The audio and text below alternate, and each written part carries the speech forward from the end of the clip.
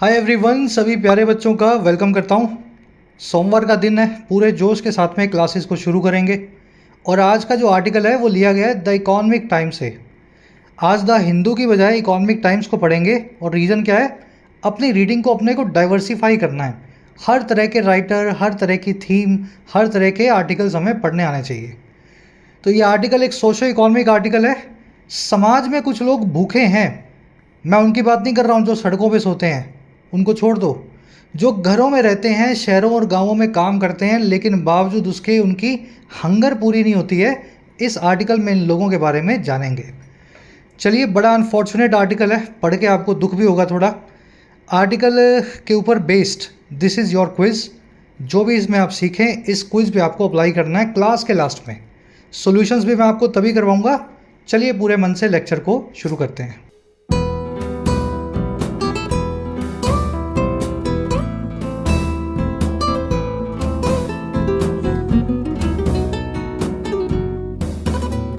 कह रहा है जी, हंग्री फॉर मोर। देखिए, हंग्री फॉर मोर जो एक फ्रेज है, इसका लिटरल मीनिंग होता है कि मैं और भूखा हूँ, मुझे और दो खाने को। आई एम हंग्री फॉर मोर। लेकिन इस फ्रेज को आजकल हंगर से नहीं जोड़ा जाता। मान लीजिए आपको सैलरी हाइक मिला अपनी नौकरी में, आपकी तनख्वाह में इजाफा हुआ, तो आप अपने एचआर से बोलेंगे आई एम हंग्री फॉर मोर, मुझे और चाहिए। समझ पा रहे हो? आजकल खाना वाना सब लोग बराबर खा रहे हैं, सबके पेट में खाना है, कोई भूखा नहीं है, ऐसा हमें लगता भी होगा। इसलिए हंग्री फॉर मोर फ्रेज जो है ना, ये और इम्प्रूवमेंट की बात करता है। इंडिया इज हंग्री फॉर मोर, यानी भारत जो है और इम्प्रूव करना चाहता है। तो ये टाइटल जो है ना, दोनों ही तरीके से फिट बैठेगा। भारत हंग्री फॉर मोर है और इम्प्रूवमेंट की ज़रूरत है हमें, लेकिन भारत में कुछ लोग भी ऐसे हैं जो हंग्री फॉर मोर हैं, जिनको और खाने की ज़रूरत है। कह रहा है it is time that some nutritional schemes targeted towards the poorest of the poor। कह रहा है जी, इट इज़ टाइम, वक्त आ गया है। इट इज़ टाइम, ये फ्रेज याद रखना, कभी कभी इसमें लगा होगा इट इज़ हाई टाइम। ठीक है, यहाँ हाई भी लगा हुआ हो सकता है। कह रहा है जी, इट इज़ हाई टाइम या इट इज़ टाइम, वक्त आ गया है कि इस काम को हम करें। अब वो काम क्या है? सम न्यूट्रिशनल स्कीम्स टारगेटेड, कि कुछ न्यूट्रिशनल स्कीम्स जो हैं सरकार की, वो टारगेट करें टुवर्ड्स किसकी तरफ? पुअरेस्ट ऑफ पुअर की तरफ। समाज में जो गरीब हैं उनमें से भी सबसे गरीबों की तरफ। एक तो हो गया बीपीएल, जिसका स्कोर 16-18 से कम है, वो हो गया बीपीएल। एक जो हो गया स्कोर 4 वाला, आपको स्कोर पता नहीं होगा शायद, एक स्कोर होता है सभी का, एपीएल बीपीएल स्कोर। आप अपने राशन कार्ड पे या सेंसस में देखेंगे तो आपको मिल जाएगा। तो एक जिसका स्कोर ही 4 है, 5 है, घर में कुछ भी नहीं है, समाज के पूरे जो है ना, जो गरीबों में भी गरीब है, उनकी तरफ कुछ न्यूट्रिशनल स्कीम्स जो है सरकार की बने और टारगेट करें। समझ गए सेंटेंस को? अब ये सेंटेंस बड़ा गहरा है ग्रामर के हिसाब से। क्यों भाई? इट इज़ टाइम, वक्त आ गया है, और न्यूट्रिशनल स्कीम्स टारगेट करें, लेकिन टारगेटेड लिखा हुआ है पास्ट में। ऐसा क्यों भाई? जो काम आपको फ्यूचर में करना है, मैं आपको बोल रहा हूँ वक्त आ गया कि तुम पढ़ाई करो, तो पढ़ाई तो तुम करोगे ना, अभी आप करने वाले हो ना। तो ये स्कीम्स टारगेट तो करने वाली हैं, फिर पास्ट टेंस क्यों लगा हुआ है? चलो समझा देता हूँ। देखो, ये है पास्ट सब्जेक्टिव मूड। कब लगाना है, कैसे लगाना है, आप अच्छे से समझो इसको। पहले तो समझो पास्ट टेंस क्यों है ये। देखो, आपने कोई ऐसा काम है जो किया नहीं है, लेकिन आपको कर चुके होना चाहिए था। फिर सुन लो, कोई ऐसा काम है जो किया नहीं है लेकिन कर चुके होना चाहिए था, उसकी जगह आप लगाते हैं पास्ट सब्जेक्टिव मूड वर्ब की सेकंड फॉर्म लगा के। सेकंड फॉर्म लगती है, थर्ड फॉर्म नहीं लगती है, ध्यान रखना। सरकार को अभी तक स्कीमें बना देनी चाहिए थी कि कुछ टारगेट करें, गरीबों को खाना खिलाएं, लोगों का पेट भरें, लेकिन सरकार ने स्कीमें नहीं बनाई होती तो गरीब क्यों भूखा होता? तो इसीलिए वक्त आ गया है कि ये काम जो हुआ नहीं अब हो जाए। पास्ट सब्जेक्टिव मूड वर्ब की सेकंड फॉर्म लगा के फ्यूचर की बात करता है। लॉजिक समझे इसका आप? चलो, अच्छे से लॉजिक समझ में आया हो तो क्लास को एक लाइक देना। ये जो आपको कॉन्सेप्ट्स मैं बता रहा हूँ, ये आपको इंडियन बुक्स में नहीं मिलेंगे, थोड़ा आपको स्टडी करना पड़ेगा, इधर उधर घूमना पड़ेगा, फिर आपको लॉजिक्स पता लगते हैं। हमारी किताबों में इतना लॉजिक दिया नहीं जाता है ना। चलो, पास्ट सब्जेक्टिव मूड लगाना कहाँ कहाँ होता है? देखो, दो केसेस हैं। पहला केस है सेकंड कंडीशनल, अगर आपने कंडीशनल पढ़े हैं तो, और दूसरा केस है इट इज़ हाई टाइम, जब ये फ्रेज आपको किसी सेंटेंस में मिल जाए। चलो कैसे? If India improves its educational system we will soon be a high income country. अगर इंडिया इम्प्रूव करे अपने एजुकेशनल सिस्टम को, हम जल्दी ही एक हाई इनकम कंट्री बन जाएंगे। देखो ये काम फ्यूचर की बात कर रहा है, फर्स्ट कंडीशनल का इस्तेमाल किया गया है। अगर ऐसा हो जाए तो ऐसा हो जाएगा, समझते हो ना? फर्स्ट कंडीशनल, अगर बारिश आ जाए तो आज ऑफिस की छुट्टी कर लेंगे, अगर तुम फ़ोन करो तो चलो घूमने चलेंगे, इस तरीके से।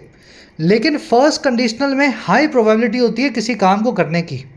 इम्प्रूव होगा एजुकेशन सिस्टम, इसका हमें भरोसा है, इसलिए फर्स्ट कंडीशनल बनाया गया है। अगर मुझे इस चीज़ पे भरोसा ना हो, मुझे लगता है भाई इंडिया का एजुकेशन सिस्टम अगले 10 साल में तो सुधर ही नहीं सकता, तो फिर फर्स्ट की जगह मैं इस्तेमाल करता हूँ सेकंड कंडीशनल का, और वहाँ पे पास सब्जेक्टिव मूड ट्रिगर हो जाता है। तो कैसे बनेगा सेंटेंस सेकंड में? इसी सेंटेंस को लिख रहा हूँ सेकंड में। चलो आपके सामने सेंटेंस बनाता हूँ तो और क्लैरिटी आपको बैठेगी। सेकंड कंडीशनल बोलता है जी, वर्ब को आप चेंज कर दें वर्ब की सेकंड फॉर्म में। तो if India improved it's educational system, तो क्या हो जाएगा? विल की जगह लग जाता है सेकंड कंडीशनल में वुड। फर्स्ट कंडीशनल में विल, मे, कैन, वुड जो भी लगाना चाहो लगाओ। सेकंड में सिर्फ और सिर्फ वुड का इस्तेमाल होता है। We would soon be a high income country. समझ गए? तो ये है वर्ब की second form, past subjunctive mood second conditional में लगा हुआ। निशानी क्या होगी इसकी? अगर ऐसा हो जाए तो ऐसा हो जाए, होगा नहीं हमें पता है, बड़ा मुश्किल है होना, लेकिन फिर भी ऐसा हो जाए तो ऐसा हो जाता। चलो अब दूसरा वाला केस देखो। It is high time that India should improve it's educational system. Sentence वही है, वक्त आ गया है कि भारत अपना सिस्टम इम्प्रूव करे, लेकिन भाई साहब ये काम हो चुका होना चाहिए था। तो यहाँ पे दैट लग गया है, हाई टाइम है, तो शुड इम्प्रूव को निकाल दो और यहाँ पे लगा दो वर्ब की second form, past subjective mood. चलो it is high time to improve our education system. वक्त आ गया है इम्प्रूव करने का हमारे एजुकेशन सिस्टम को। क्या करना है? वही करना है, इम्प्रूव कर दूँ। लकीर का फ़कीर मत बन जाना। मैंने आपको अभी बताया ये काम तभी करना है, पास सब्जेक्टिव मूड तभी लगाना है जब हाई टाइम के बाद में नया क्लोज आया हो, एक सब्जेक्ट हो और उसकी वर्ब हो, तब उसकी वर्ब को V2 बनाना है। क्लोज आना समझते हो ना, सब्जेक्ट वर्ब का पेयर आ जाए, दैट लगाओ बीच में। दैट कई बार निकला भी हो सकता है, it is high time India improved, ये दैट बीच में से हिडन भी हो सकता है, लेकिन क्लोज आना चाहिए जिसका सब्जेक्ट हो और खुद की वर्ब हो। क्या यहाँ पे हाई टाइम के बाद कोई क्लोज दिख रहा है? टू इम्प्रूव एक इन्फिनेटिव है और आवर एजुकेशन सिस्टम इस इन्फिनेटिव का ऑब्जेक्ट है। थोड़ा टेक्निकल जा रहा हूँ मैं, लेकिन समझ ऐसे ही पाओगे, टेक्निकल समझना पड़ेगा आपको। तो यहाँ पे पंगे नहीं लेने भाई, बिल्कुल सही है। और कभी कभी ऐसा भी हो सकता है, it is high time for India to improve its education system. आ रही बात समझ में? ये वक्त आ गया है इंडिया का अपने एजुकेशन सिस्टम को इम्प्रूव करने का। यहाँ भी फॉर प्रेपोजिशन, इंडिया इसका ऑब्जेक्ट, टू इन्फिनेटिव एक इन्फिनेटिव, और सिस्टम पूरा का पूरा इसका ऑब्जेक्ट। सब्जेक्ट वर्ब नहीं है, कोई पंगे नहीं लगेंगे यहाँ पे। इम्प्रूव्ड कुछ मत कर देना, जैसा पढ़ा है वैसा रहने दो। तो चलो लंबा कॉन्सेप्ट डिटेल में समझाने की कोशिश की। एक क्विज दे रहा हूँ आपको छोटा सा, 2 क्वेश्चंस इसमें आपको मिलेंगे, मतलब 2 एरर्स मिलेंगी। सब बच्चे इसको ट्राई करेंगे और कमेंट्स में डालना, देखें कितना आप समझ पाए। ठीक है, आप देख रहे होंगे कमेंट्स में मैं आपको रिप्लाई भी कर देता हूँ, गलत होता है तो सही भी करके बताते हैं टीम, और मैं कोशिश करें सही करें और कमेंट्स में डालें। चलिए अब जल्दी से आगे बढ़ेंगे बिना देरी के। इस आर्टिकल की वोकैब पर नज़र डालते हैं। सारे वर्ड्स शुरू में एक साथ देखो ताकि इसको स्मूथली पढ़ सको। क्लास अच्छी लगती है, समझ में आती है, चीज़ों को फ़ायदा उठा रहे हो तो एक लाइक ज़रूर दिया करो इस चैनल को, इन वीडियोज़ को। ये फ्री ऑफ कॉस्ट तरीका है आपका इस चैनल को सपोर्ट करने का, एक छोटा सा लाइक। एक इम्पॉर्टेंट इन्फॉर्मेशन, आज रात 12 बजे टेक्स्ट बुक की lowest price ever sale active हो जाएगी। साल में 1 या 2 बार आती है ये सेल। इस बार इंडिपेंडेंस डे पे आप कम से कम प्राइस के अंदर 1 साल का मॉक टेस्ट पास, प्रो पास आप टेस्ट बुक का ले सकते हैं। प्रो पास के अंदर आपको SSC, banking, railways, defence, CPFO, steno, जो भी एग्जाम आप प्रिपेयर कर रहे हैं उन सभी का एक कंबाइंड पास मिल जाएगा। मोर देन 75,000 मॉक टेस्ट इसमें रहेंगे। तो जैसे सीजीएल का आप देख रहे हो 1000 मॉक टेस्ट इसमें ऐड हो गए हैं, है ना। प्रीवियस ईयर पेपर्स भी इंक्लूडेड हैं, उनको भी आप मॉक की फॉर्म में अटैम्प्ट कर सकते हैं। रात को 12 बजे के बाद में कभी भी 1 या 2 दिन के लिए सेल होगी। आप लिंक पे जाएं, कमेंट सेक्शन में लिंक दिया गया है, और लिंक पे जा करके जो भी आपको प्राइस दिखाए उस पर कूपन लगा लेना YT10। जैसे इसको आप अप्लाई करेंगे आपका प्राइस घट के, अभी देखो प्राइस मुझे भी नहीं पता, तो आप 12 बजे चेक कर लेना, जो मिनिमम प्राइस होगा आपको मिल जाएगा। चलिए, link in the comment section, जिनको ज़रूरत है take benefit of the sale. चलिए, वो कैब शीट है अपनी 12 अगस्त की। 12 है कि 11 आज मैं इतना कंफ्यूज हूँ। सुबह मुझे जल्दी जाना है, तो मैं रात में अभी बना करके जा रहा हूँ, आपकी क्लास मिस नहीं हो जाए। मैं सुबह 7 बजे से 7:30 बजे से ड्राइव करके जाने लगूँगा कहीं और। तो अभी 11 ही तारीख है, लेकिन कल का आएगा 12 बजे, ठीक है। चलो, 12 तारीख की आज का एडिटोरियल है हंगर। पहला अपने पास फ्रेजल वर्ब है जीरो इन, या जीरो या होम इन। देखो, ये जो फ्रेजल वर्ब बनी है जीरो इन, ये बनी है मिलिट्री से। आपने कभी कभी वो मिलिट्री वाली मूवीज़ देखी होंगी, वॉर मूवीज़, जिसमें कुछ लोग स्क्रीन के आगे बैठे हैं, आर्मी जनरल्स, और उनकी स्क्रीन पे ना कोई ड्रोन, कोई मिसाइल का निशाना दिख रहा है, और फिर वो निशाना लगा रहे हैं, भाई यहाँ पे इस गांव पे मिसाइल फेंक दो, इस व्हीकल को है ना उड़ा दो ड्रोन से। अगर नहीं देखा तो कुछ देख लेना, मूवी कोई आपने, आजकल सीरीज़ भी बहुत सारी चल रही हैं, वेब सीरीज़ वगैरह, तो वहाँ से ये फ्रेज़ बनाया गया जीरो इन। बिल्कुल हाल का फ्रेज़ है, पिछले 20-30 सालों में गढ़ा गया है इसको। जीरो इन करना यानी किसी चीज़ पे जीरो, वो निशाना सा होता है ना, जो वीडियो गेम भी आपने खेली होगी, कर्सर होता है निशाना, जीरो जैसा होता है गोल। अगर किसी चीज़ पे आपने वो डाल दिया तो मतलब उस पर निशाना लग गया, अब आपको सिर्फ फायर बटन दबाना है। तो जीरो इन करना यानी किसी चीज़ पे निशाना लगाना, एम करना, फायर बटन दबाने की तैयारी करना। समझ गए? अब इसको आर्मी से बाहर निकाल लो। आर्मी वार्मी में तो ठीक है, जीरो इन करना यानी मिसाइल किसी पे दाग देना। अगर ज़िंदगी में किसी चीज़ पे निशाना लगा रहे हो, किसी एग्ज़ाम पे, कोई भी टारगेट है आपका, आपको नई लैंग्वेज सीखना है, गिटार सीखना है आपको, है ना, आपको अच्छी फिटनेस चाहिए, जो भी काम आप ज़िंदगी में करना चाह रहे हो, अगर आप उस पर फोकस करने लगते हैं तो आप उस पर जीरो इन कर रहे हैं। तो ये पूरी कहानी का मतलब ये है, जीरो इन का मतलब किसी चीज़ पे फोकस करना। ऑन लगा के बताएंगे जीरो इन जिस चीज़ पे कर रहे हैं, ठीक वैसे जैसे फोकस के बाद में ऑन लगता है। इसको होम इन करना भी बोलते हैं, ये भी फ्रेजल वर्ब है, क्योंकि जो मिसाइल आप दागने वाले हो उसका घर वही है जो आपका दुश्मन का घर है। मिसाइल का होम डेस्टिनेशन क्या होगा? जहाँ पे जाके फटेगी। तो मैं अगर होम के ऊपर यानी उसकी मंजिल के ऊपर भी निशाना लगा दूँ तो भी मैं होम इन ऑन कर रहा हूँ ऑन दैट टारगेट। चलो, सीधे सीधे बताने में मुझे मज़ा नहीं आता कि जीरो इन का मतलब ये है, चलो अगला वर्ड देखते हैं, ऐसे नहीं। देखो, डिटेल में समझो इन वर्ड्स को। They zeroed in on the key issues for discussion. उन्होंने कंसंट्रेट किया, फोकस किया महत्वपूर्ण मुद्दों पे, की इश्यूज़ पे, डिस्कशन के लिए, बातचीत के लिए। बातचीत में उन्होंने इधर उधर की बातें ना करके की इश्यूज़ पे ही जीरो इन किया। चलो, अगला अपने पास वर्ड है पैरामीटर। बड़ा आसान वर्ड है। मापदंड या कसौटी को बोलते हैं, पैमाने को बोलते हैं parameter. The job was very good on many parameters. नौकरी जो है बहुत अच्छी थी कई पैमानों पे, कई मापदंड पे। समझ गए ना? नौकरी में सैलरी अच्छी थी, टाइमिंग अच्छी थी, वर्क प्रोफाइल अच्छी थी, कुलीग्स अच्छे थे, तो कई पैरामीटर्स पे जॉब जो है it was a good job. अब पैरामीटर को बेंचमार्क, मैट्रिक, यार्डस्टिक, क्राइटेरियन, इन सभी वर्ड से बताया जाता है। आज मैट्रिक नाम का वर्ड, पैमाना, मैट्रिक, आर्टिकल में देखेंगे। चलिए, अगला वर्ड है फैक्टर इन। अगर मैथ्स पढ़े हो तो फैक्टर्स आपने पढ़े होंगे। दो के फैक्टर्स क्या होते हैं? 2 इंटू 1। 4 के 2 इंटू 2 इंटू 1। 13 के 13 इंटू 1, है ना, 13 इंटू 1। 10 के 2 इंटू 5 इंटू 1। याद है ना फैक्टर्स? फैक्टर्स करते हैं अपने, ब्रेक करते हैं मैथ्स में किसी भी नंबर को। अगर मुझे 10 को बनाना हो तो इन क्या 3 फैक्टर्स के बिना बना सकता हूँ? एक हमेशा रहेगा, ऐसा मत बोलना सर एक के बिना बना दूँ, एक तो रहेगा ही रहेगा। तो जब भी किसी चीज़ के कोई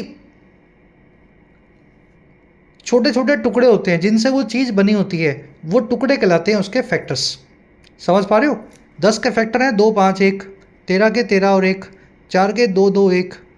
अगर वैसे ही समझो मैथमेटिक्स से, तो फैक्टर इन करना यानी किसी चीज़ के हर फैक्टर को कंसीडर करना। इन कर दिया मतलब अंदर ले आए, उसको भी आपने अपने नज़र में या कंसीडरेशन में ले लिया है। यूज़ करके दिखाऊंगा तब समझ में आएगा। People make the mistake of not factoring in the value of their time. लोग मिस्टेक को मेक करते हैं, इस गलती को अक्सर किया करते हैं, जो है फैक्टर इन ना करने की, कंसीडर ना करने की, अपने टाइम की वैल्यू को, और कब, while engaging in leisure activities, जब भी वो अनाप शनाप की लीजर की या आराम से जुड़ी हुई एक्टिविटीज़ में इंगेज करते हैं। लीजर एक्टिविटी यानी फालतूगिरी, बस बैठ गए, कुछ फ़ोन चला लिया, है ना, कुछ थोड़ी देर के लिए अच्छा है लेकिन लंबा करोगे तो पूरा टाइम ख़राब हो जाएगा। तो लोग लीजर एक्टिविटीज़ में ये गलती करते हैं, अपने टाइम की वैल्यू को कभी फैक्टर इन नहीं करते हैं। चलिए, कोशिश तो की है डिटेल में समझाने की। टेक इनटू अकाउंट बोल सकते हैं फैक्टर इन को। You will see this phrasal verb in the article today. चलिए, सेकंड लास्ट वर्ड है ईक आउट। अब इसकी कहानी आज नहीं करवाऊंगा, क्लास लंबी हो जाएगी। ईक आउट का आसान भाषा में मीनिंग है गुजारा करना। क्या मीनिंग है भाई? गुजारा करना। इसको स्ट्रेच आउट, गेट बाय और स्क्रैप बाय भी बोलते हैं। आज इनको याद रट लो यार, इनको आज फिर किसी क्लास में इनकी पूरी कहानी समझाऊंगा। गेट बाय, स्क्रैप बाय और ईक आउट के, है ना, कहाँ से इन फ्रेजल वर्ब्स को बनाया गया है। The word must ईक out earth dwindling oil reserves. देखो, ईक आउट जो है ना, इन तीनों का मतलब है तो गुजारा करना। ईक आउट जो है इसका मतलब भी होता है गुजारा करना, लेकिन इसका एक और मीनिंग भी है, किसी चीज़ को धीमे धीमे प्यार से, तसल्ली से यूज़ करना, पूरा बेनिफिट उठा के। और जब आप गुजारा कर रहे होते हो तब आप अक्सर यही कर रहे होते हो। अगर 100 रुपये हैं आपके पास और खर्चा है आपका 95 रुपये, 99 रुपये, तो बड़ा आप एक एक रुपया, दो दो रुपया जो है संभाल के खर्च करेंगे, क्योंकि खर्चा और रिक्वायरमेंट पूरी पूरी है आपकी। समझ पा रहे हो ना? तो दोनों मीनिंग्स ईक आउट नाम की फ्रेजल वर्ब रखती है, किफ़ायत से यूज़ करने को और किसी चीज़ पे गुजारा करने को। तो वर्ड को, दुनिया को किफ़ायत से यूज़ करना चाहिए, ईक आउट करना चाहिए, धरती के, अर्थ के कम होते हुए, ड्विंडल होते हुए ऑयल के रिजर्व्स को। तो ये पहला मीनिंग है। और दूसरा, many rural Indian house holds ईक out a living on tiny incomes. बहुत सारे जो रूरल इंडियन हाउस होल्ड्स हैं, यहाँ एस लगा लेना, बहुत सारे जो गांव है, ग्रामीण जो गांव है, वो ईक आउट करते हैं, गुजारा करते हैं छोटे छोटे इनकम्स पे, टाइनी इनकम्स पे।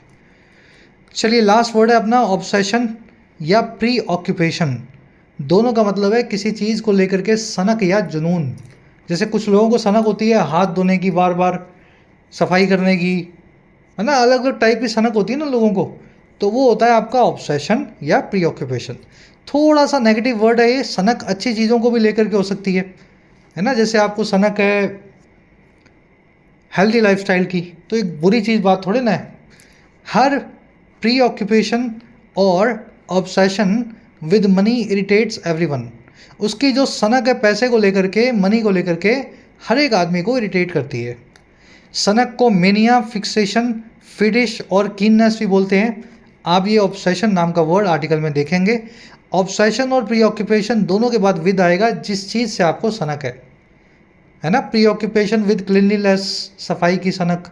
ऑब्सेशन विद मनी, पैसे की सनक। चलिए, डिटेल में हो गए पांचों वर्ड्स। अब आओ आर्टिकल पे एक समरी आपको दें।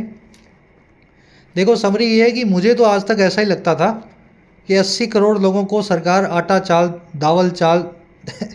चावल और दाल तो नहीं दे रही, आटा और चावल दे रही है, तो कोई देश में भूखा तो नहीं होगा कम से कम। या फिर अगर होंगे तो वो जो सड़क किनारे, फुटपाथ पे कुछ बेघर लोग रहते हैं, वो शायद होते होंगे। कुछ नशेड़ी लोग नहीं होते, पड़े रहते हैं नशे में। लेकिन इस आर्टिकल में मुझे पता लगा, और आप भी देखेंगे, सरकार का ही सर्वे है, नेशनल सैंपल सर्वे ऑफिस जो है NSSO, उसका एक हाउस होल्ड कंजम्पशन एक्सपेंडिचर सर्वे है। ये बता रहा है कि बहुत बड़ा पोर्शन है लोगों का गांवों और शहरों में जिनको पर्याप्त खाना नहीं मिल रहा। और हम अच्छे खाने की बात नहीं कर रहे हैं, ऐसा नहीं है कि उनको पनीर नहीं मिल रहा, उनको हरी सब्जियां और सलाद नहीं मिल रहा, इसकी बात नहीं कर रहे हैं।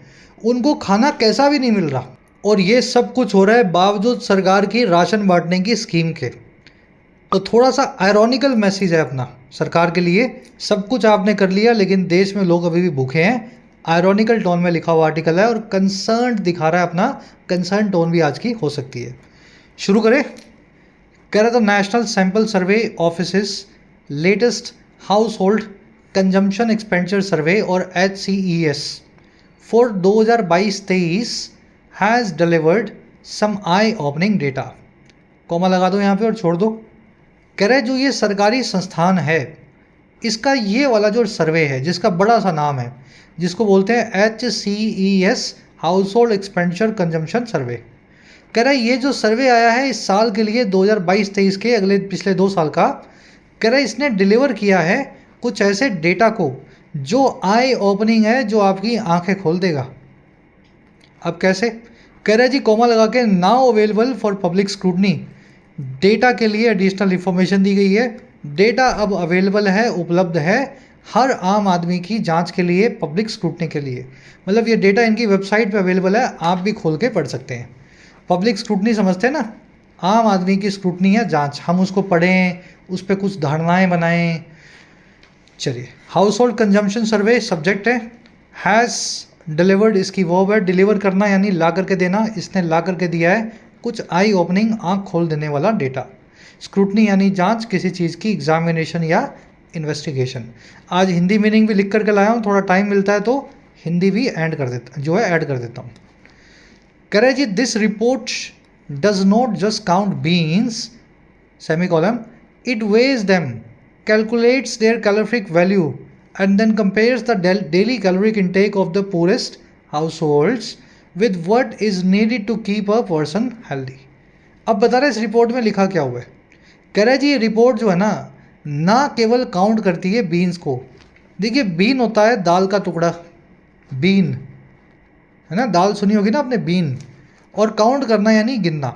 कह रहा है ये रिपोर्ट ना केवल दाल के टुकड़ों को गिनेगी, अब क्या करेगी, ये वे करेगी, उनको तोलेगी, वे करना यानी तोलना, इन टुकड़ों को, फिर कैलकुलेट करेगी उनकी कैलोरीफिक वैल्यू को, कितनी वो कैलोरीज है ना, कितनी दाल के टुकड़ों से, कितने दाल के दानों से कितनी कैलोरी मिलती हैं, और फिर कंपेयर करेगी डेली कैलोरिक इंटेक को, हर रोज़ कैलोरी की जो है उपभोग को। इंटेक क्या होता है, कितना आपने खाया, जो है समाज के सबसे गरीब तबके के घरों का, पूरेस्ट हाउस होल्ड्स का, और कंपेयर करेगी उस चीज़ से वट जो नीडेड है, ज़रूरी है बनाए रखने के लिए किसी भी आदमी को स्वस्थ।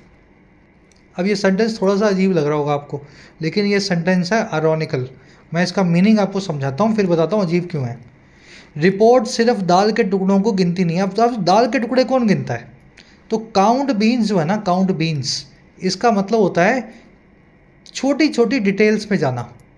जैसे मतलब कोई आदमी है, उससे पूछो आपने कितना खाना खाया, और वो दाल के टुकड़े गिनने लगे रोज़, आज मैंने इतने टुकड़े खाए, इतने टुकड़े खाए, है ना, इतने छोटे छोटे मैंने दाल के पीसीस खाए, चावल के टुकड़े गिनने लगे। तो ऐसा आदमी जो बहुत अंदर घुसने लगता है, स्मॉल डिटेल्स में जाने लगता है, उस काम को अंग्रेजी में बोलते हैं काउंट बीन्स करना।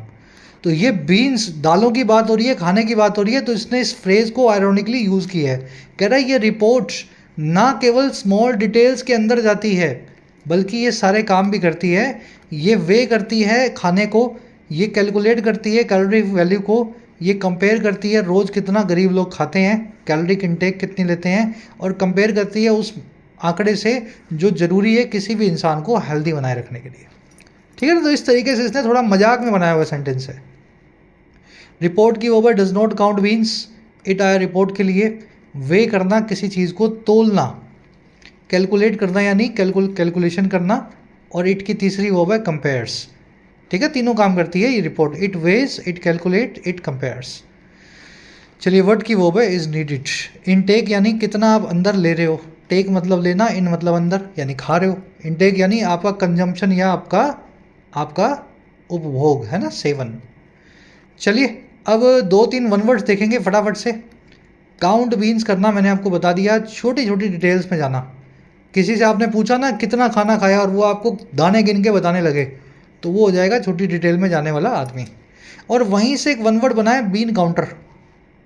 बीन काउंटर एक ऐसा आदमी है जो छोटी छोटी डिटेल्स में जाता है, या तो छोटी छोटी डिटेल्स में जाता है, या फिर बीन काउंटर बोलते हैं एक अकाउंटेंट को। अकाउंटेंट कभी भी 1 रुपया या 1 पैसे का खर्चा या रुपया इनकम जो है उसको नज़रअंदाज नहीं करेगा। उसको अकाउंट्स बनाने हैं, पैसे से पैसा मिलाना है उसको लास्ट में।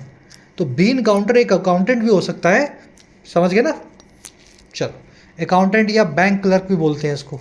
आप बैंक क्लर्क बनोगे ना IBPS से या इससे SBI से, तो बीन काउंटर बन जाओगे आप, ऐसे याद रखना है इसको। चलो अब एक ऐसा आदमी जो ऐसे काम करे, उनके लिए वन वर्ड क्या है। ये काउंटर बीन काउंटर तो ठीक है, तो फ्रेज है, इडियम्स है। इनके लिए 2 वन वर्ड्स हैं।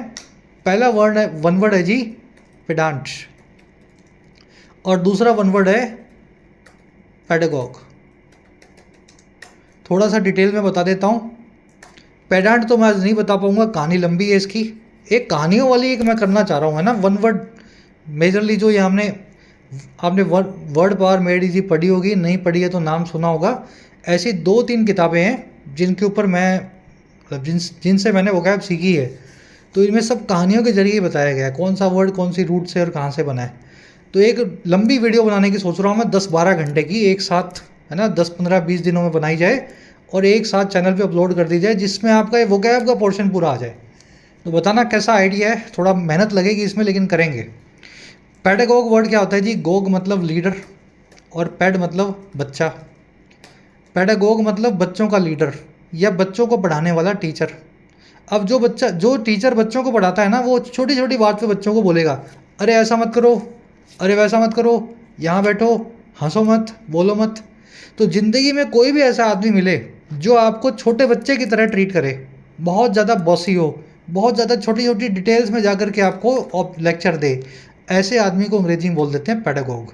वैसे इस वर्ड का मीनिंग है बच्चों का टीचर, लेकिन आजकल जो भी आदमी आपका टीचर बन जाए और हर छोटी बात में नाक घुसाए, पैडागोग। चलिए आगे बढ़ते हैं। आज से क्विज में सब पूछा हुआ मैंने। कह रहा है जी, spoiler alert, it does not look good for those at the bottom of the food chain. कह रहा है स्पॉइलर आपको दे देते हैं। स्पॉइलर यानी जो मज़ा बिगाड़े, पूरा आपका जो है उत्साह ख़त्म कर दे। पूरी रिपोर्ट पढ़ने से पहले ही आपको बीच का मैं स्टोरी बता दूं। तो कह रहा है जी, स्पॉइलर मैं आपको दे देता हूं कि ये जो भी रिपोर्ट में लिखा है ये लुक गुड नहीं होता है, अच्छा नहीं दिखता है उन लोगों के लिए जो बिल्कुल बॉटम पे हैं फूड चेन की, जो बहुत सबसे गरीब लोग हैं समाज के। दोज एट होना चाहिए था, एट यहाँ पे मिसिंग है, शायद मुझसे ही मिस हो गया होगा इस आर्टिकल को कॉपी पेस्ट करते हुए। बढ़े आगे। कह रहा है the report zeros in on 2 big questions. ये रिपोर्ट जीरो इन करती है, होम इन करती है, 2 चीज़ों पे फोकस करती है, सवालों पे। और वो सवाल क्या है, ये कॉलम लगा के पूछे गए हैं। Who do we call poor and how do we measure their nutritional uptake. कह रहा है जी, किसको हम पुअर बुलाते हैं, पहला सवाल तो ये, और कैसे हम मेज़र करते हैं उनकी न्यूट्रिशनल इंटेक या अपटेक को, उनके पोषण लेने के सेवन को। यानी कितना खाना खाने वाला आदमी आपके हिसाब से गरीब है और उससे ज़्यादा खाने वाला आपके लिए अमीर है। तो दोनों सवालों पे हमें फोकस करवाती है रिपोर्ट की वर्ब है जीरो इन करना, किसी चीज़ पे फोकस करना। अब जीरो इन का बिल्कुल उल्टा भी एक फ्रेजल वर्ब है, जीरो आउट करना। जब आप जीरो आउट करते हैं तो आप जूम आउट करते हैं, समझ रहे हो? जीरो आउट लिख देता हूँ मैं, जूम या जीरो आउट एक ही बात है। जीरो या जूम आउट करना यानी बड़ी पिक्चर को देखना। अभी ये जो आपको दिख रहा है ये फोकस्ड है, ये जूम्ड इन है, जीरोड इन है, आर्टिकल के ऊपर पूरा अपना फोकस है। अभी मैं आपको जीरो आउट करके दिखाता हूँ, समझ रहे हो? ये है जीरो आउट करना, बड़ी तस्वीर को देखना। ऐसे आपको ये याद रहेगा हमेशा, है ना। चलो, कह रहे जी, historically the government has swung between definitions. अगर ऐतिहासिक तौर पे देखा जाए तो सरकार झूलती रही है, स्विंग करती रही है। स्विंग की सेकंड फॉर्म है स्वंग, ठीक है। तो झूलती रही है, और किसके बीच में? अलग अलग डेफिनेशंस या परिभाषाओं के बीच में। और ये परिभाषाएं कौन कौन सी हैं? लकड़ावाला कमेटी की, तेंदुलकर कमेटी की और रंगराजन कमेटी की। कह रहे हैव ऑल हैड देयर से। इन तीनों ने, लकड़ावाला, तेंदुलकर, रंगराजन साहब ने, तीनों ने अपनी अपनी बातें कही हैं। दे हैव हैड देयर से। टू हैव योर से यानी अपनी ओपिनियन को रखना, अपनी बात को सबके सामने रखना। तो तीनों कमेटियों के हिसाब से गरीब की परिभाषा अलग अलग है। गवर्नमेंट की वो है हैज़ स्वंग, स्विंग की थर्ड फॉर्म है स्वंग। स्वंग करना, झूलना, जैसे पेंडुलम या घड़ी का पेंडुलम देखा ना आपने कैसे झूलता है, वो उसको बोलते हैं स्विंग करना। इन तीनों कमिटीज़ के लीडर्स की वो है हैव हैड। कह रहा है whether it is the calorie base poverty line of 2400 kilocalorie for rural folks and 2100 kilocalorie for urbanites, or a broader view that includes rent, clothing and education. There is no shortage of metrics. कह रहा जी, चाहे बात हो, weather को यूं बोल दो आप हाँ या ना।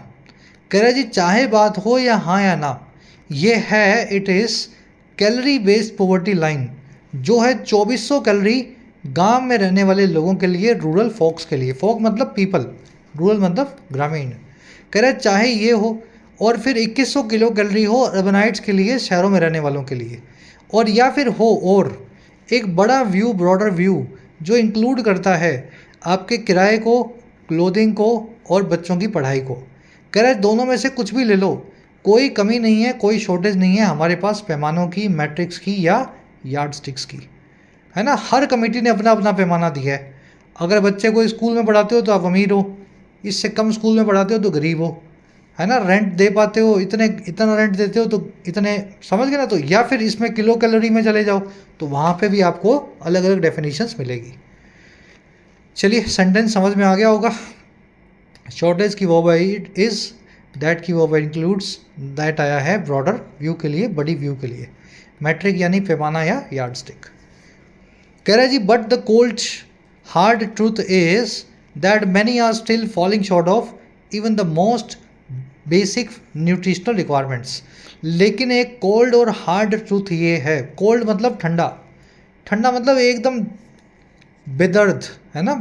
ठंडा क्या होता है? जिसमें गर्म जोशी ना हो, जिसमें पेन या एम्पथी ना हो। तो कह रहे एक बहुत ही निर्दयी, बेदर्द और कड़ा सच ये है कि बहुत लोग हैं जो आज भी इस काम को करने में सक्षम नहीं हैं। They are falling short of, falling short of करना किसी चीज़ को फेल कर जाना, रीच करने में, जो आज तक इस जगह इस तरह यहाँ तक नहीं पहुँच पा रहे हैं। और वो क्या चीज़ है? जो मोस्ट बेसिक न्यूट्रिशनल रिक्वायरमेंट्स है, सबसे बुनियादी जो पोषण की ज़रूरतें हैं। तो ये कोल्ड हार्ड ट्रूथ है हमारे इंडियंस का। ट्रूथ की वर्ब इज, मैनी की वर्ब है are still falling short of. When you fall short of something, आप किसी जगह तक पहुंच नहीं पाते हो, उससे पहले ही रुक जाते हो। शॉर्ट ऑफ यानी कमी वाला। आप बोलते हो ना पैसे मेरे पास 100 रुपये शॉर्ट है, हमारे पास इतना टाइम शॉर्ट है। तो शॉर्ट होना यानी कमी होना। When you are short of something, आपके पास उस चीज़ की कमी है। And you fall short of something, आप उस चीज़ तक इतने मार्जिन से नहीं पहुंच पा रहे हो। चलिए लास्ट पैराग्राफ पे आते हैं अपने, लास्ट है, सेकंड लास्ट है।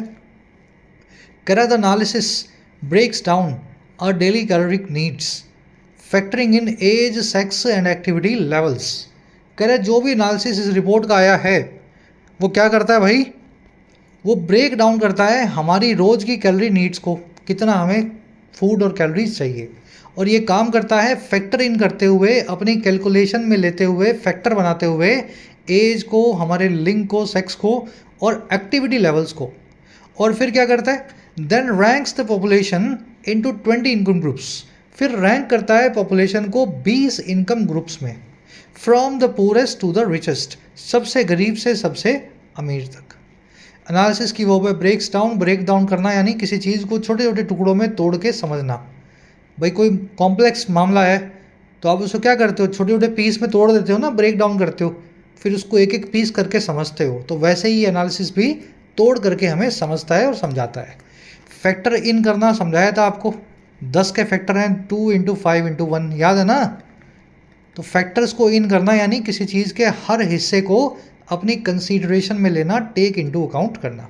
एनालिसिस की दूसरी वर्ब है, एनालिसिस की दूसरी वर्ब है रैंक्स। कह रहा जी it turns out the poorest 5% in rural India are barely scraping by with 1564 kilo calorie per day. कह रहा है ऐसा निकल कर क्या था, इट टर्न्स आउट कि जो सबसे करीब 5% लोग हैं भारत में, गांवों में, रूरल इंडिया में, वो बड़ी मुश्किल से स्क्रैप बाय कर रहे हैं, गेट बाय कर रहे हैं या ईक आउट कर रहे हैं। याद है ना, गुजारा करना, बड़ी मुश्किल से गुजारा कर रहे हैं 1564 किलो कैलोरीज पर डे के साथ। कह जी which is far below the 2172 kilo calorie they actually needs, जो बहुत कम है 2172 किलो कैलोरीज से जिसकी उनको ज़रूरत है। तो ये एवरेज किलो कैलोरी है 5% सबसे गरीब लोगों की भारत में। मतलब वो अंडर नरिश्ड होंगे, बहुत मसल मास नहीं होगा बॉडी में, बड़े कमज़ोर लोग होंगे जिनको खाना भी ठीक से पूरा नहीं मिल रहा।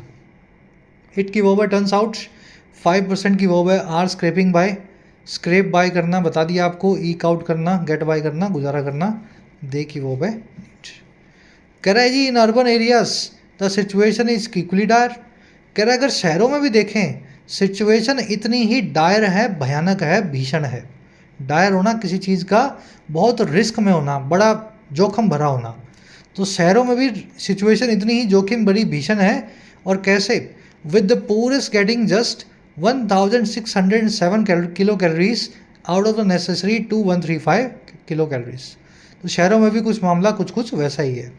सिचुएशन की वर्ब इज डायर, मैंने आपको बता दिया, भीषण या भयानक। इसको रिस्की, पेरिलस या डाइसी बोलते हैं। डायर से एक फ्रेज बनता है अंग्रेजी में, dire straits. Dire straits, strait पता ना आपको क्या होता है? हिंदी में बोलते हैं इसको जल डमरू मध्य। जैसे आपने सुना होगा स्ट्रेट ऑफ मलक्का, है ना, नीचे ऑस्ट्रेलिया के पास और इंडोनेशिया वाली साइड में। स्ट्रेट क्या होता है? दो लैंड मास हैं, उनके बीच में एक नैरो पैसेज है पानी का।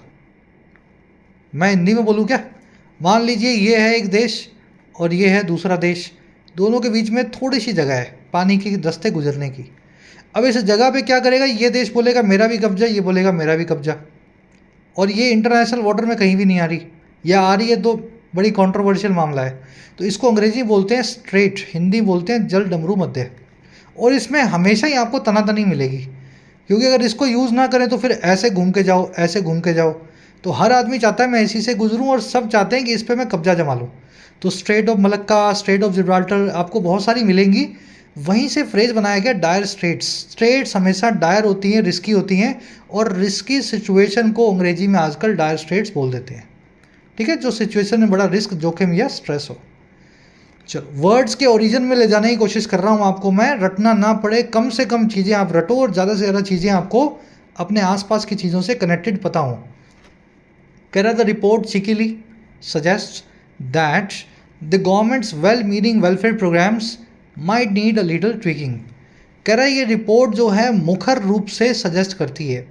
देखिए, चीकी का मतलब होता है चीकी, चीक से बना है चीकी, चीक मतलब आपके गाल। कुछ लोग होते हैं ना बड़े बेशर्म होते हैं, एकदम हंस के और गाल फुला करके, है ना, और कुछ भी बोल देंगे, है ना, मतलब जो बातें बोलने में आपको संकोच आएगा वो हंस के बोल जाएंगे। तो ऐसे लोगों को वैसे बोला जाता है बेशर्म, और वैसे बोला जाता है, अगर अच्छी भाषा में बोलना हो तो मुखर, जो बोलने में शर्म ना करे। तो चिकीली मतलब मुखर तरीके से, एकदम बिना मन में कुछ रखे या छुपाए, जैसे हरियाणा पंजाब के लोग होते हैं, अगर आप याद रखना चाहो तो ये रिपोर्ट जो है एकदम मुखर तरीके से बिना संकोच के सजेस्ट करती है कि गवर्नमेंट का जो वेल मीनिंग, अच्छे मीनिंग वाले वेलफेयर प्रोग्राम्स हैं, जैसे कि राशन बांटने की स्कीम, अंत्योदय योजना, कह रहे ये सारे प्रोग्राम्स को ज़रूरत हो सकती है थोड़ी बहुत ट्वीकिंग की, थोड़े बहुत मॉडिफिकेशन की। ट्वीक करना यानी किसी चीज़ को मॉडिफाई करके ठीक करना, उसमें कमियों को दूर लाना। तो ये रिपोर्ट जो है साफ साफ तरीके से बताती है। रिपोर्ट की वो है सजेस्ट, वेलफेयर प्रोग्राम की वो है माइट नीड ट्वीकिंग, मैंने आपको बता दिया, थोड़ा बहुत चेंज लाना। चीकीली मतलब चीकी मैनर में, एकदम गाल फुला के बेशरम होकर के कोई ऐसी बात भी बोल देना जो जनरली आदमी संकोच करे बोलने में। चलो, वेलफेयर प्रोग्राम क्या है? 80 करोड़ लोगों को दे दो, जिसमें से 60 करोड़ आपसे लेके बाजार में बेच के आ जाएंगे। कुछ ऐसा करो कि जो 20 करोड़ को ज़रूरत है उन तक ही खाना पहुँचे और बाकी लोग काम करें और कमाएं। तो ये ट्वीकिंग की ज़रूरत है हमारे देश में। कह रहा जी, perhaps it is time to cook up some targeted nutritional schemes to ensure the poorest Indians get more than just crumbs from the table. कह रहा है शायद आ गया है वक्त, इट इज़ टाइम कि कुकअप किया जाए, पकाया जाए, बनाया जाए। कुकअप करना, किसी चीज़ को पकाना या बनाना। तो बनाया या पकाया जाए कुछ टारगेटेड न्यूट्रिशनल स्कीम्स को, ऐसी न्यूट्रिशन की स्कीम्स जिनका कुछ टारगेट फिक्स्ड हो, ताकि इंश्योर किया जाए कि जो पूरेस्ट इंडियंस हैं, सुनिश्चित किया जाए कि सबसे गरीब जो इंडियंस हैं उनको मिल जाए गेट मोर, और किससे ज़्यादा, उनको ज़्यादा मिले सिर्फ उन क्रम से, उन टुकड़ों से जो टेबल से उनको मिलते हैं। तो सरकार की जो टेबल बिछी हुई है बजट की, उसमें से टुकड़े मत फेंको, जो सबसे गरीब है, पूरेस्ट है, उसके लिए खाने का कुछ इंतजाम करो।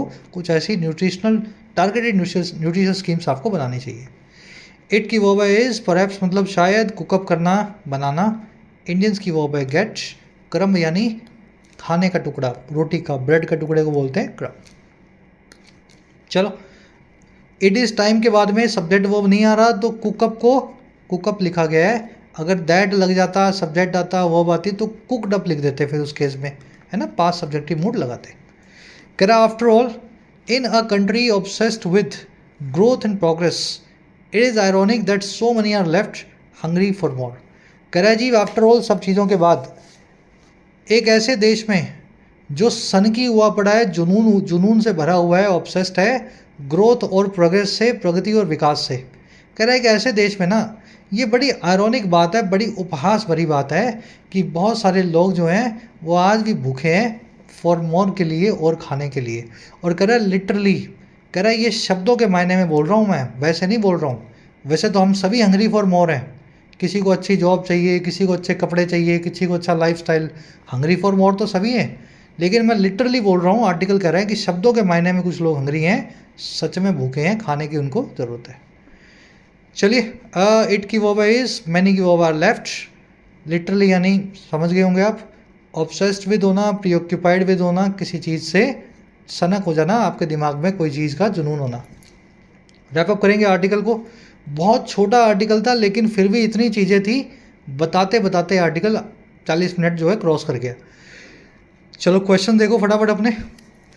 कह रहे जी स्टेटमेंट लिखी है लास्ट वाली, यही वाली जो भी आपको मैंने पढ़ाई, so many people are left hungry for more. इस स्टेटमेंट का सही मीनिंग क्या है, सही मायने क्या है स्टेटमेंट के? तो 4 मायने आपके सामने हैं, एक बार ट्राई दो खुद से, मैं करवा दूंगा, अपने खुद को भी आपको करना चाहिए। वीडियो को पॉज करो, क्लास को एक बार ट्राई दो खुद से।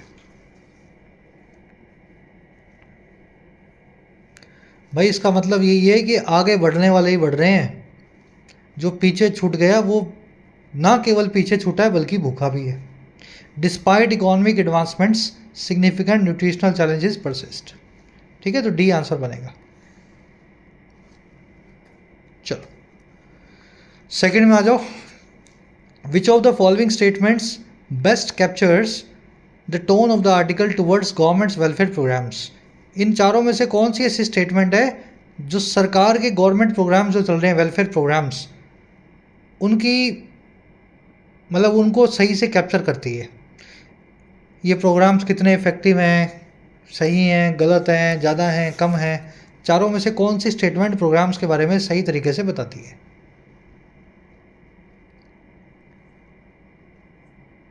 हमारे सरकार के प्रोग्राम्स हैं लेकिन वो इनएडिक्वेट हैं, क्रिटिकल हैं, ज़रूरी हैं, लेकिन दीज आर इनएडिक्वेट, है ना। सपोर्टिव तो बिल्कुल नहीं है, काम तो ठीक से कर नहीं रहे। इनडिफरेंट का मतलब भी नहीं है। कॉम्प्लीमेंट्री और हाईलाइटिंग सक्सेस कुछ की नहीं तो हाईलाइट क्या करें। क्रिटिकल है और सजेस्ट कर रहा है कि वो बहुत इनएडिक्वेट है। चलो, a person who goes into minor details, 2-3 words करवाए थे, याद रखना। बीन काउंटर मत लिखना क्योंकि बीन काउंटर तो मैंने नीचे अलग से आपसे पूछा है, और दूसरे जो मीनिंग्स हैं इसके बताने हैं आपको। सही स्पेलिंग बतानी है आपको। आज स्पेलिंग पे एक छोटा सा सेशन करने वाला था मैंने यहाँ लिख करके भी रखा है, लेकिन फिर किसी क्लास में करना पड़ेगा क्योंकि आज की क्लास थोड़ी सी लंबी हो गई। ठीक है, तो स्पेलिंग वाला खुद से ट्राई दे लो, कॉन्सेप्ट मैंने बना ली है, फिर किसी क्लास में करवाऊँगा। सही स्पेलिंग ढूंढनी है। बीन काउंटर कौन होता है, डायर स्ट्रेट्स क्या होता है, जीरो आउट क्या होता है और ईक आउट क्या होता है, सारे फ्रेजल वर्ब्स आपको करवाई हुई हैं। लास्ट में 2 एरर्स मिलेंगी, पहली मिल सकती है इट इज़ टाइम की वजह से, और दूसरी आपको मिलेगी ज़रूर ऑब्सेस नाम के वर्ड के आसपास या इसकी वजह से। ठीक है, answers are in the first comment. इस वीडियो के नीचे जाके चेक करो, आउट ऑफ 10 कितने मार्क्स मिले ज़रूर से बताना। क्लास कैसी लगी, सब समझ में आया, पूरा देखा? तो पूरा देखने वाले बच्चे पीडी लिख दिया करो, सर देखा हमने पूरा पीडी, और सब समझ में आया, इंटरेस्टिंग लगा तो पीडी आए। ढूंढ करके लाता हूँ इन आर्टिकल्स को, कुछ नया आपको नया पर्सपेक्टिव मिले। आपके पीडी और पीडीआई से मुझे फीडबैक मिल जाता है कि किस तरह के आर्टिकल्स मुझे और ढूंढ करके लाने हैं। Until then